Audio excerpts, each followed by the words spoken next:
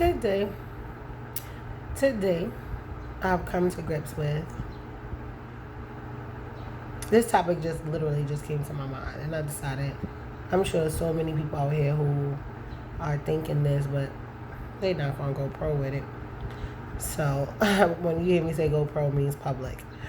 Um, have you ever come across, male or female, someone who you felt had all of the characteristics of someone that you think would be perfect for a relationship, a situationship, or whatever you choose at the time?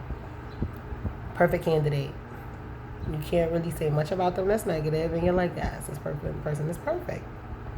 And then as time progresses, you start to build a rapport with this person, and you realize that all of the love, all of the affection, all of the attention, all of everything that they're giving you, and that you guys are sharing together, previously was shared with someone they came across who had no idea what it was like to receive that type of love and affection.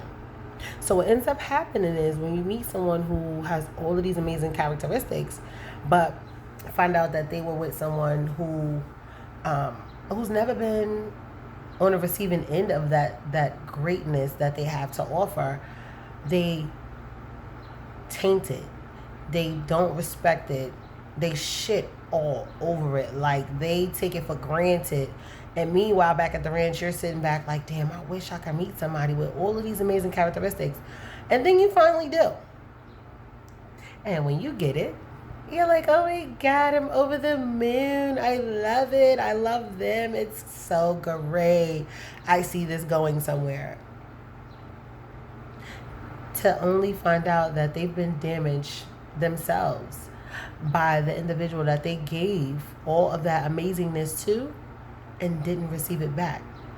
The sad part is that the person that they gave all of this amazingness to had no idea what it was supposed to feel like to receive something like that because they've never experienced it. So they damage it. So the person that's giving feels unappreciated, feels disrespected, feels like they're putting so much of themselves out there and not getting anything back in return. That is the worst feeling in the world. Like, if we look at it from a sportsmanship perspective, let's just say you're on a team and you have someone who, is your right hand, a teammate. But they just not on their game today. Like, usually y'all say this is basketball. Y'all shooting, y'all 15, 20 points a game. Y'all killing it every game and better together. Because this person is about their sport. They love it. Just like you love it. But something in this particular day, they just off their deem. They just really not in the game. And you like, something ain't right. I don't know what it is, but the person's not really willing to open up. Because they've been thrown off their game by something that creates an imbalance. But they never discuss it with you, but you can feel it and you can see it in the game. So same thing in life. Like, once that portion of you has been taken for granted or has been exploited in some sort of way, it makes you pull back. And you're not sharing with anyone why you pull back. But other people around you can feel it. Other people around you can see it. But due to you, trying to sift through it yourself, you're not sharing. But the other people that you opened yourself up to and shared this amazingness with is now left destitute and trying to figure out what the hell is going on. Whether it be in the game or in life. I'm using this as a metaphor. It really sucks. And I'm saying this because I've experienced this on a billion occasions. Being the giver as well as the receiver. I'm a big giver. That's just what it is. Like, life has blessed me with the gift of give, and I'm never going to stop giving. And I pray to God on a regular that even when I come across negative people and bad people who have taken my kindness for weakness or taken advantage of anything great about myself, that I'm blessed with the strength to continue to still give to those who deserve it and who are going to one day be appreciative of it. And see, never take giving as something that you did wrong or something that you shouldn't do any further because the person that you gave it to didn't appreciate it. See it for a blessing that will someday, one day, soon come back to you. Whether you give it to a stranger or you give it to somebody that you agreed to be in a social ship with. Friends, family, whomever. Don't stop being good because somebody didn't appreciate your greatness. That's all I'm saying. So now let's get back to the people that you've come into contact with who showed you all this greatness, and then they've come across somebody who's tainted and didn't respect it. What happens is they adapt to being detached. They adapt to being so used to not being appreciated that they withdraw. They withdraw so deeply that they don't even know they're withdrawn. And then when they expose the withdrawn side to someone and they're like, hey, what's going on with you? Are you okay? Is everything?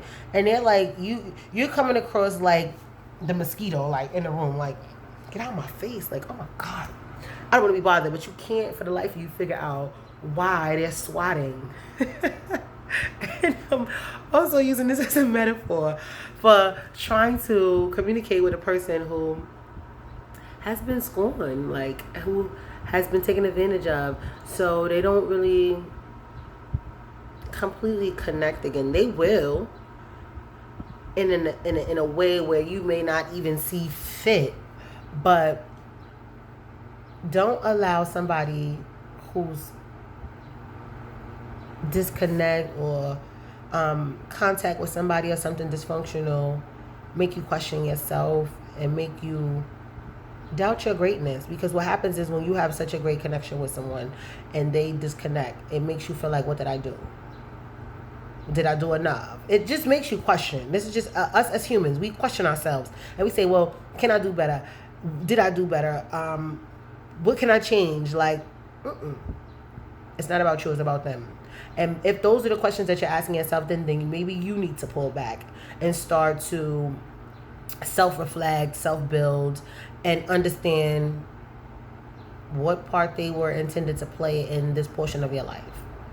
It's never a personal attack. It's God's will, honey. The universe will move and shake some things. If you ever look back and say, why the hell was I with that person? I don't even know. I'm a different person now, so I can't even see myself ever being with that ever again, and I don't know how I did it then. I must have been a different person. Absolutely, you were.